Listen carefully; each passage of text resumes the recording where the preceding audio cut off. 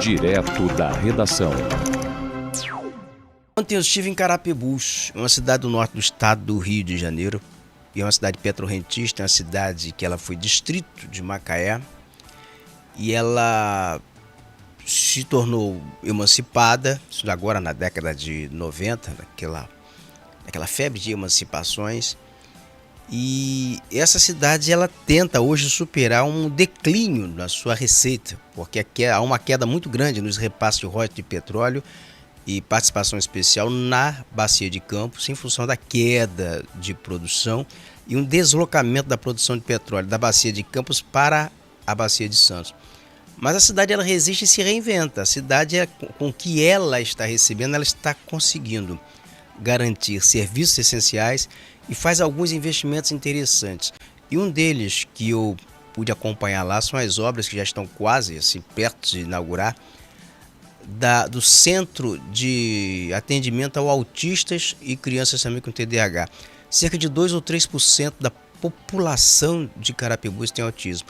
Você confere as imagens aí do prefeito Bernardo Tavares, com quem eu estive, com quem eu conversei ontem. Ele me recebeu no gabinete dele, numa sala de reuniões, assim, de forma muito improvisada. A gente conversou sobre esse momento que a cidade está vivendo. Eu gostaria de chamar agora a entrevista. Vamos à entrevista. Prefeito, muito obrigado por nos receber aqui em seu gabinete. Prazer tê-lo aqui no programa Direto da Redação. O prazer é meu. Sinta-se em casa. Aqui em Carapebus, vocês são bem-vindos. Muito obrigado. Prefeito, Carapebus é uma cidade que tem uma identidade muito forte com Macaé e vice-versa. Macaé com Carapebus, que era um distrito de Macaé. Então é muito difícil a gente saber quem é carapebuense e quem é macaense, né?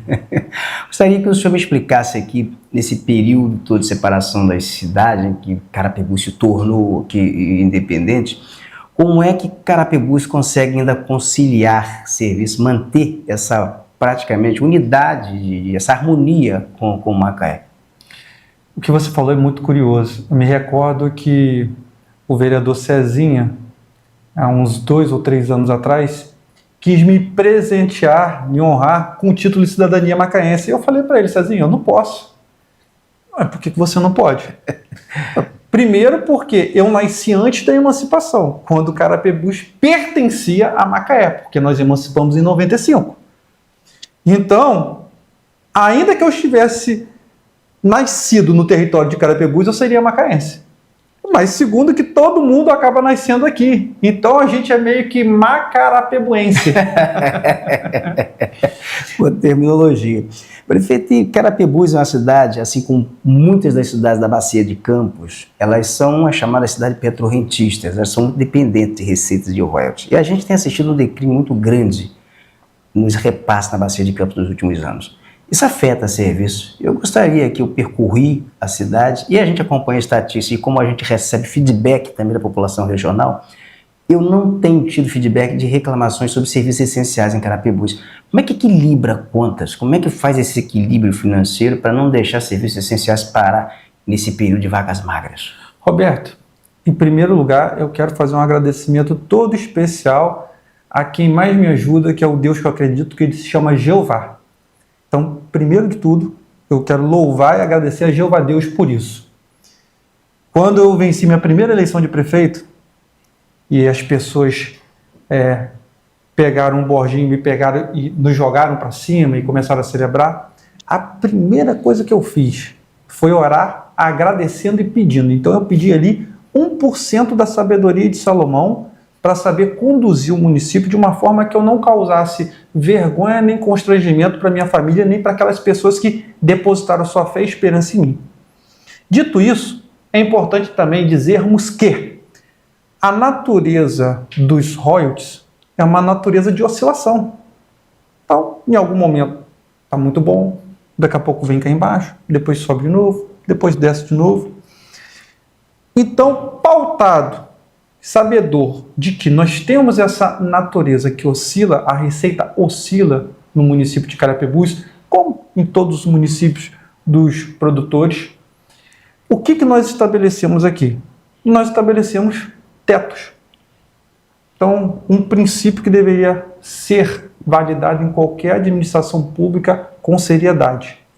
Gastar menos do que se arrecada. Então, aqui a gente sempre procurou fazer caixa. Eu tive aqui um depoimento muito interessante em uma reunião que nós fizemos no início do ano, de um servidor de carreira, dos mais antigos do município, já foi secretário em outras gestões, e eu falava, olha, no primeiro ano nós fizemos 40 milhões de caixa, e ele falou assim, uma observação, prefeito, em todos esses anos foi a primeira vez que o município fez caixa. Então, nós temos essa preocupação em manter os serviços essenciais e pagar quem trabalha. Então, na nossa gestão, servidor público nunca ficou sem receber salário e Carapebus costuma ser o primeiro município do estado do Rio de Janeiro a pagar os seus servidores. Fornecedores e terceirizados também. Graças ao bom Deus Jeová estamos em dia. Mas é aquilo. A gente trabalha mirando nas nossas obrigações, a gente reserva uma gordura e depois a gente no final do ano fala assim, olha, nós temos tanto aqui. Aí a gente começa a tirar uma fração dessa gordura pensando no ano seguinte. Carapebus tem uma especificidade que foi revelada numa pesquisa do IBGE, que me parece que 2% da população de Carapebus tem autismo. Isso, o senhor parece recentemente colocou isso. Essa estatística, ela muito me impressiona. Agora, como é que é uma cidade impactada? Porque é uma estatística muito relevante, são crianças que precisam de atendimento multiprofissional. Como se organiza isso no município? Como é que se faz para fazer uma busca ativa dessas crianças? Isso que você acabou de pautar esse dado é muito interessante. Salvo engano, o IBGE estimou que Carapebus tem 13.900 habitantes ou 14.900 habitantes. Então, partindo desse princípio, nós temos 309 crianças laudadas no município, diagnosticadas com autismo. Partindo do princípio que 1% de 15 mil equivale a 150, e nós não somos oficialmente 15 mil habitantes aqui no município de Carapebus, 309 equivale a mais de 2%, não é da população infantil, é da população de Carapebus diagnosticada com autismo. Uma vez que nós temos acesso a estes números, a estes diagnósticos, que a maioria são feitos aqui mesmo, no município, nós precisávamos tomar uma iniciativa de criar uma política pública voltada especificamente para esse segmento. É onde nós estamos agora criando o Centro de Especialidade, Centro Especial Samuel de Abreu, que inclusive é um menino que era autista, que havia sido adotado, mas que foi covardemente assassinado pela pessoa que o adotou. E é uma criança que muitos de nós conhecemos, convivemos, e quisemos assim homenageá-lo na inauguração, que acontecerá em breve. Já estivemos lá, você esteve presente, acompanhou, viu o tamanho do espaço, viu que o espaço é um espaço adequado e propício, e agora só estamos aguardando o mobiliário chegar para que possamos dar mais conforto, mais alento a essas crianças e aos seus familiares. Política pública que nós estamos abraçando e levantando essa bandeira, porque saúde no município de Carapebus, Roberto, é sim prioridade. Inclusive, vou te falar um dado, constitucionalmente, todos nós prefeitos somos obrigados a dispor de 15% das receitas do município para saúde e 25% para educação. Em Carapebus, nós investimos mais em saúde do que até na própria educação. Nós aqui estamos colocando quase 30% da receita do município na saúde. Prefeito, o senhor faz parte de uma nova geração de prefeitos, ainda é um jovem, é advogado, fez direito, a política roubou um pouco do direito, talvez daqui a pouco o senhor volte, mas o senhor faz parte de uma geração assim, que vem revitalizando o ambiente político em termos de uma nova figura, muito jovem. Eu gostaria que você fizesse uma análise sobre essa nova tendência de renovação de espaço, surgimento, até o prefeito Elbert em Macaé, que também revitalizou muita política em Macaé. Então, assim, é um cenário que se desenha na região. O senhor acredita que isso vai ser uma tendência natural no estado do Rio de Janeiro nos próximos anos?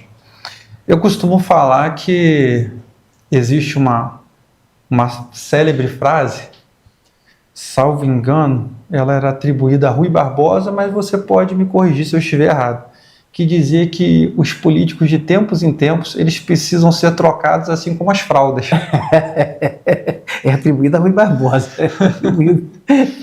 Então, a política, de fato, ela é um espaço, uma arena democrática que necessita sim de uma oxigenação.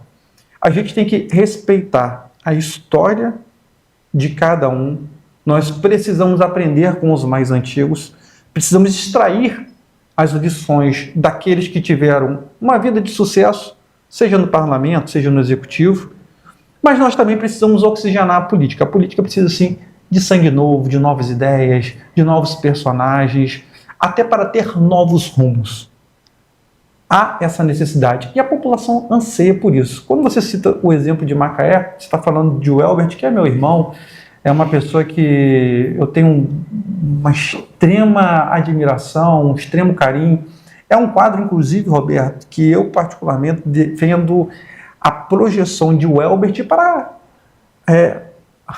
trajetos maiores, além do nosso interior.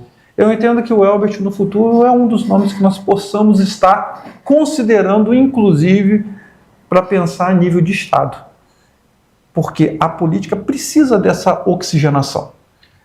A população anseia por novidade. Então, a gente tem que apresentar, sim, não apenas novos rostos, mas nós temos que apresentar novas ideias, novas formas de gerir, mas sempre focado, Roberto, em uma coisa que nós não podemos abrir mão, que é o preparo. Eu costumo dizer que, na política, costuma-se vencer o mais popular, mas a popularidade ela tem que estar atrelada a preparo. Porque se você imaginar que o município, que o Estado, que a nação é um grande avião, um grande Boeing, e que você é um dos passageiros desse Boeing, e aí você imagina, vamos fazer uma eleição para escolher quem vai pilotar esse Boeing. E ali você tem, entre os passageiros que colocam o seu nome à disposição, um aviador extremamente experiente, com muitas horas de voo, mas que às vezes é um cara introvertido, é um cara mais calado, é um cara mais fechado, mais sério. E você tem um outro extremamente popular, mas que mal sabe ler, escrever e assinar o próprio nome. E aí você daria o avião que você está sentado nele para que ele decole e pouse nas mãos de quem não tem preparo, mas é extremamente popular, ou você vai colocar na mão de quem talvez não seja tão popular, mas que vai pousar, decolar e pousar com tranquilidade, assegurando que a sua vida não corra risco nenhum. A política é a mesma coisa. Nós temos que ter quadros populares, nós precisamos de quadros que queiram entregar resultado, de pessoas que tenham dinâmica social, de pessoas que saiam dos gabinetes e interajam com a população no dia a dia, na rua, que saibam o que acontece na ponta. Precisamos, mas nós precisamos também de pessoas que tenham preparo, que tenham conhecimento para tocar a administração pública e a agenda pública. Eu costumo dizer o seguinte, que política, a coisa mais fácil é ser político, ou melhor, as pessoas acham isso, né? Técnico de futebol, todo mundo acha que é fácil pra caramba ser técnico de futebol, né? Todo mundo acha que é fácil pra caramba, assim, governar a coisa pública, exercer mandato, mas eu vou usar uma frase que você usou comigo recentemente numa entrevista, quem sabe a quintura da panela é a colher. Gosto dessa frase. A frase é dele. Perfeito, eu quero agradecer aqui muito seu tempo aqui conosco, conversando. A gente vai voltar a conversar outras vezes. A gente sabe que janeiro tem um balanção aí que a gente quer acompanhar de perto, e a gente está de olho no que está acontecendo, seja interessante nessas pequenas cidades, que a gente tenha extraído muitas boas experiências de pequenas cidades para a cidade de porte médio, olhar um pouquinho, né, para essa cidade extrair algumas coisas boas. Mas muito obrigado aqui por nos receber. A gente aprende muito e de vez em quando a gente passa alguma coisa também que aprendeu. Roberto, obrigado aí pela visita e as portas do município encontram-se sempre abertas para vocês. Muito obrigado.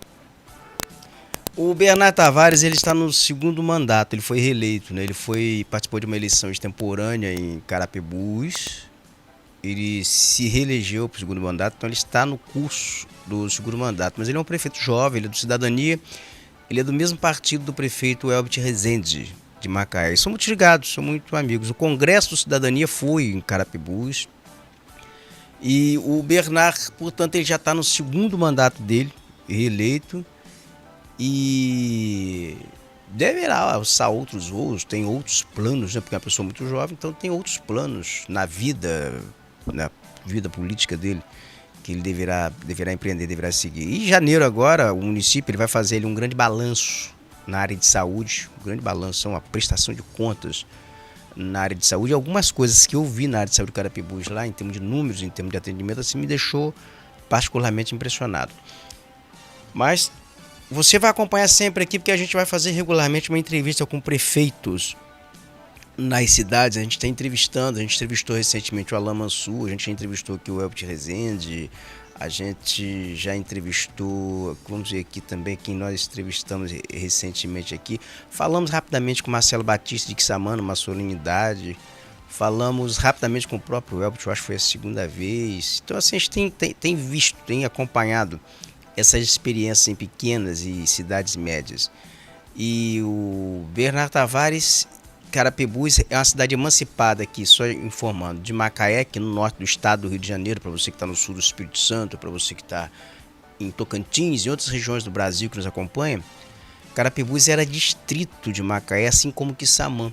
Essas duas cidades elas se emanciparam na década de 90. E nessa esteira de arrecadação de royalties, já foi uma cidade assim, muito mais próspera sob o ponto de vista financeiro, uma cidade muito mais rica, mas nos últimos anos essa arrecadação ela vem caindo aqui em toda a bacia de Campos e não é uma exclusividade de Carapebus.